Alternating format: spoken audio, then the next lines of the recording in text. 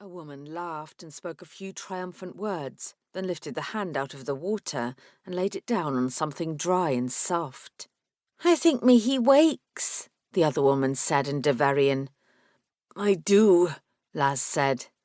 "Good," woman the first said. "But there be a need on you to stay quiet till we get the burnt skin free from your right hand." "Is it that you see light?" woman the second said. "Some, truly." "Try opening your eyes." With some effort, his lids seemed stuck together with pitch. He did. What he saw danced and swam. Slowly the motion stopped. The view looked strangely blurred and smeared, but he could distinguish shapes at a distance and objects nearby. In a pool of lantern light, two women leaned over him, one with grey-streaked yellow hair and a tired face, and one young with hair as dark as a raven's wing and cornflower blue eyes.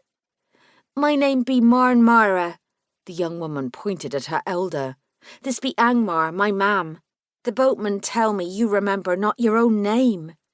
Laz considered what to say. He'd not wanted to tell the boatman his name until he knew more about them, but these women were doing the best to heal him. He owed them the courtesy of a better lie. "I didn't. Not right then. But it's turn. I think I have a second name too, but I can't seem to remember it." "There be no surprise on me for that," Haen Marn said. "Whatever you did endure, it were a great bad thing." He started to lift his left hand to look at it, but Haen Marn grabbed his elbow and pinned it to the bed. "Not yet," she said. "It be not a pleasant sight, with you so burned and all."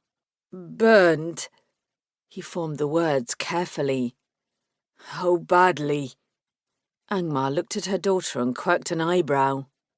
"I doubt me if you'll have the use of all your fingers," Haen Marn said, "but mayhap we can free the thumb and one other. The right hand's a bit better, I think me. Mayhap we can free two and the thumb." "Free them? From what?" "Scars.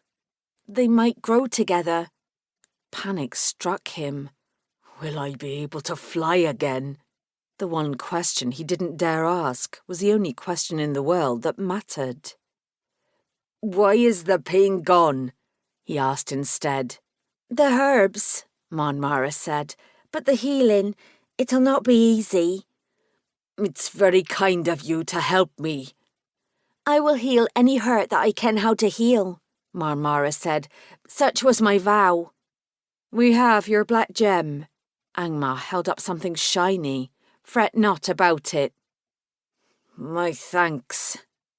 Dimly, he remembered that once he had owned a pair. "Not the white one. I carried a gem in each hand."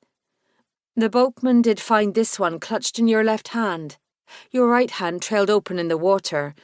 I think me the other be at the bottom of the lake by now." "So be it, then." He realised that he could now see Haen Marn more clearly. Whether because of the herbs or time passing, his eyes were clearing. What had blinded him? The flash of light. He remembered the pure white flash and the sensation of falling a long, long way down. Why didn't I listen to Sissy? For that, he had no answer. Haen Marn glanced at her hands, flecked with black. Haen Marn picked up a rag from the bed on which he lay and offered it to her mother, who began to wipe her fingers clean. "Those cinders are bits of me," Laz said. "I fear me they are." Haen Marn cocked her head to one side and studied his face. "Need you to vomit? I have a basin right here." Instead, he fainted again. "I hear that the island witches have a new demon," Dermot the brewer said. "Maybe he's that snake-eyed lass's sweetheart, eh?" "They're not witches," Doogie said. "A vine's not a demon, just a mooncalf. And how many times now have I told you all that?" "Talk all you want, lad. You're blind to the truth because of that young one. A pretty thing, Berwina, truly. But treacherous nonetheless," Father Colm broke in. "Never forget that about witches. Fear of face, foul of soul." Doogie felt an all too familiar urge to throw the contents of his tankard.